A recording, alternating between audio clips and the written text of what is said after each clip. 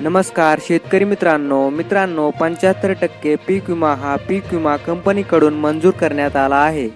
शेतकरी मित्रांनो, हा पीक विमा कोणत्या शेतकऱ्यांना मिळणार आहे, कोणते जिल्हे यासाठी पात्र असणार आहेत याविषयी सर्व माहिती या व्हिडिओमध्ये दिली आहे। त्यामुळे हा व्हिडिओ नक्की शेवटपर्यंत बघा।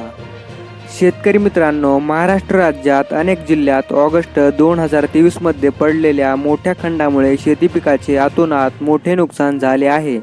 त्या पार्श्वभूमीवर जिल्हाधिकारी यांच्याकडून सर्वेक्षण करून अधिसूचना काढून विमा कंपनीला पीक विमा वाटपाचे आदेश देण्यात आले होते।